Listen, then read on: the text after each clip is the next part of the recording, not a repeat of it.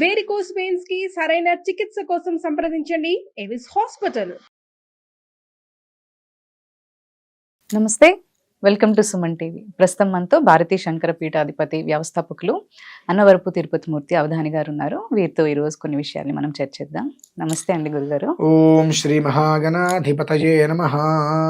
ఇప్పుడు మనకి 4వ తారీఖున రథసప్తమి వస్తుంది కదా గురుగారు. అయితే దీనికి చాలా విశిష్టత ఉందని వింటూ ఉన్నాం. కొన్ని వేల సంవత్సరాల తర్వాత వస్తుంది, వందల సంవత్సరాల తర్వాత వస్తుంది. అయితే దీని యొక్క విశిష్టత ఏంటంటారు, అసలు వివరిస్తారా గురుగారు? రథసప్తమి 4వ తారీఖు. ఈరోజు మనకు 122 పుష్కరముల అనంతరం వచ్చిందమ్మా. 122 పుష్కరముల అనంతరం, 122 పుష్కరముల అనంతరము మహాకుంభమేళ పూర్ణ కుంభమేళలో 22వ రోజు. మహాపూర్ణ కుంభమేళలో 22వ రోజు. 122 పుష్కరాల తర్వాత వచ్చింది ఇది. ఇందులోనూ కూడా ఆ నక్షత్రం ఏదైతే ఉంటుందో భౌమాశ్విని అని అంటారు. మంగళవారంతో కూడుకుని రావడం ఒకటైతే, రెండు వచ్చేటప్పటికి కమలాశ్విని. కమలాశ్విని, భౌమాశ్విని, కమలాత్మిక సప్తమి, కామ్య సప్తమి దాని పేరు. అంటే ద్విగుణీకృతంగా యోగస్థితం కలిసి రావటం. అదే రోజు నాడు రథసప్తమి కావటం. ఇవి మీరు ఒక్కసారి ప్రతి క్యాలెండర్లో వెతుక్కోండి, దొరకవు. 122 పుష్కరాల అనంతరం వచ్చింది. దానికి పూర్ణ యోగం ఏమిటి అంటే అమ్మా, మనకి పూర్ణ కుంభమేళ కూడా భోగి రోజు నాడే వచ్చింది. భోగి అంటే మనం ఆ మంటల్లో మన కష్టాలంతా కాలిపోయి భోగభాగ్యాలు మనకు రావాలని మనం కోరుకుంటుంటాం. ఆ భోగి రోజు నాడు పౌర్ణమి అవ్వటం, ఆ పౌర్ణమి రోజు నాడే ఈ పూర్ణ మహాకుంభమేళ రావటం. అక్కంచి ఇది 22వ రోజు రావటం. ఆ రోజు సప్తమి, కామ్య సప్తమి, కమలాత్మిక సప్తమి, భౌమాశ్విని, కమలాశ్విని అనేటువంటిది రావటము అద్వితీయమైనటువంటి యోగమమ్మా. మనుజుడు అంటే మనుష్యుడు తన జీవితంలో ఏదైనా ఒక అద్భుతమైనటువంటి యోగం పొందబోతున్నాడంటే ఆ రోజు. ఈ శరీరంతో మళ్ళీ అటువంటి రోజును మనం ఖచ్చితంగా చూడలేం. అటువంటి రోజు నాడు ప్రతి ఒక్కళ్ళు కూడా కమలాత్మిక అంటే అమ్మవారమ్మ. ఆ రోజు నాడుకి ఏమిటంటే కమల బ్రహ్మ శుభయోగము అని అంటారు, కలిసి రావటం. కమలము అంటే లోటస్. లోటస్ అంటే అది ఎలా ఉంటుంది? అది ఎలా ఉంటుంది? విరబోసి ఉంటుంది, విస్తరించి ఉంటుంది. కమలము అంటే విస్తరించటం. మొత్తం మనం ఉన్న చోటే కాకుండా మొత్తం అందరికీ కూడా మనం ఎవరైనటువంటి విషయం తెలియాలి, విస్తరించాలి. కమలం అంటే రెండు. బ్రహ్మ, కమలం బ్రహ్మ కదా. బ్రహ్మ అంటే సృష్టికర్త. ఇప్పుడు కెమెరాస్ ఉన్నాయి, ఈ పుష్పాలు ఉన్నాయి, ఇవన్నీ కూడా ఎవరు సృష్టించారు? మనిషి. అంటే బ్రహ్మ అనేటువంటి సృష్టికి మూలం. ఆ సృష్టి యోగం నీకు వస్తుంది. తర్వాత శుభ, ఈ సృష్టించిన దాని వల్ల అందరికి శుభం కలగాలి. అంటే అందరికీ శుభం కలిగేటువంటి విషయం ఏవైతే ఉంటుందో దాన్ని నువ్వు సృష్టిస్తే అది విస్తరించాలి.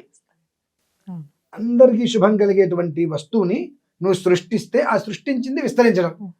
కమల బ్రహ్మ శుభయోగం. అంత పర్వదినంతో ఈ యొక్క రథసప్తమి 4వ తారీఖు వస్తుందమ్మా. ఏమాత్రం అవకాశం ఉన్న ప్రతి జీవి ఆ రోజు నాడు కాశీ వెళ్ళాలి.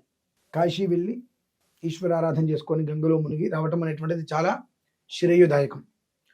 ఒకవేళ వెళ్ళలేని పరిస్థితి ఉంది, ఒకవేళ మన దగ్గర కనుక మరకత శివలింగం, మరకతం అంటారు, కొన్ని చోట్ల మరకత శివలింగాలు కొన్ని దేవాలయాలు ఉంటుంటాయి. అలా గనక ఉన్నట్లయితే ఆ మరకత శివలింగానికి అభిషేకం చేయించమనండి. మొత్తం మనకు 11 రకాల శివలింగాలు ఉంటాయమ్మా. ఆ 11 రకాల శివలింగాలలో అత్యంత శక్తివంతమైనటువంటి 3 అథవా 4. మొట్టమొదటిది మరకతం, 2 స్ఫటికం, 3 రజితం, 4 సైకతం. ఈ 4 చాలా విశేషమైనటువంటివి. ఈ 4 కాకుండా మనకి ఇంకా చాలా చెప్పబడి ఉన్నాయి విశేషంగా. పాదరసలింగం ఒకటి చెప్పబడింది, సువర్ణ శివలింగం ఒకటి చెప్పబడి ఉన్నది, బంగారంతో చేస్తారు. పగడం ఉంటుంది ఎర్రది, ఆ దాంతో ఒక శివలింగం తయారు చేస్తారు, అదొకటి ఉంటుంది. లోహ సదృశం అంటే పంచలోహాలతోటి చేస్తుంటారు. ఇలా మొత్తం శివలింగాలలోనే మురణమయం మట్టి, ఈ మన కార్తీక మాసంలో చేస్తుంటారు మట్టి శివలింగాలు ఇంట్లో పెట్టి. ఇలా 11 రకాలు ఉంటాయమ్మా. 11 రకాలు, ఈ 4 ప్రధానం. ఈ 4ట్లో ముఖ్యమైనటువంటిది మరకతం. అందులోనూ కూడా మనకి ఇప్పుడు మరకతానికి అంత ప్రాముఖ్యత దేనికి వచ్చిందంటే శ్యామల నవరాత్రులు. శ్యామలం అంటే మరకతం. ఆ మరకత శివలింగానికి కనుక మనం అభిషేకం చేసినట్లయితే ఈ జీవితానికి మోక్షం అమ్మ. ఈ జీవితానికి మోక్షం. మేము కూడా శివరాత్రి వరకు కాశీలోనే ఉంటాం. శివరాత్రి పర్యంతం కాశీలోనే ఉంటాం. 4వ తారీఖు ఉదయం మీకు శివలింగాన్ని చూపిస్తాను నేను ఇప్పుడు. మరకత శివలింగం.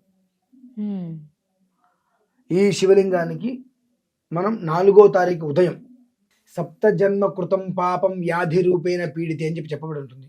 అవి దృష్టిలో ఉంచుకొని 4వ తారీఖు ఉదయం వారణాసి మహాక్షేత్రంలో అన్నాభిషేకం. ఉదయం పూట సూర్యోదయానికి, మధ్యాహ్నం నడినెత్తి మీదకి సూర్యుడు వచ్చే సమయానికి ప్రయాగరాజులో అన్నాభిషేకం.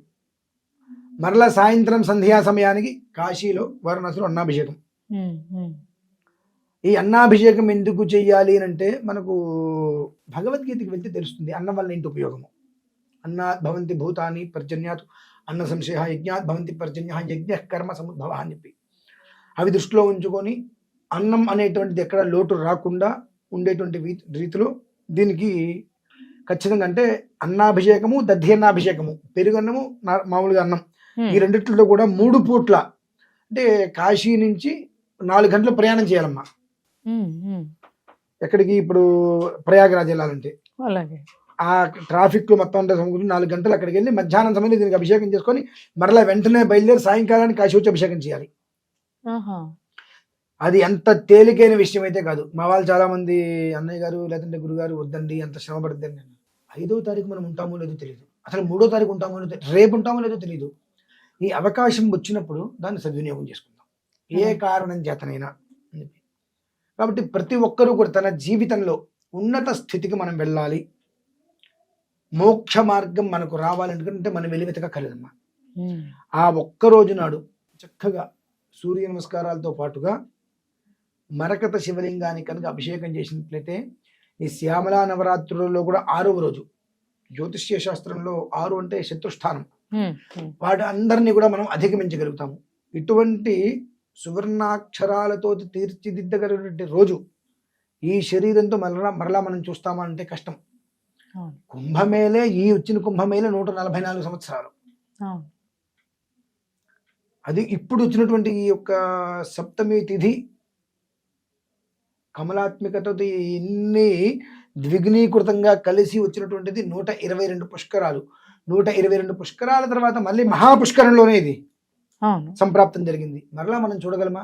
ఖచ్చితంగా చూడగలం. కాబట్టి ఈ ఒక్క పర్వదినాన్ని మాత్రం ప్రతి ఒక్కరు నాకు సెలవు దొరకలేదు అనుకోకుండా కాశీ వచ్చి చక్కగా అందరూ చేసుకోగలరు.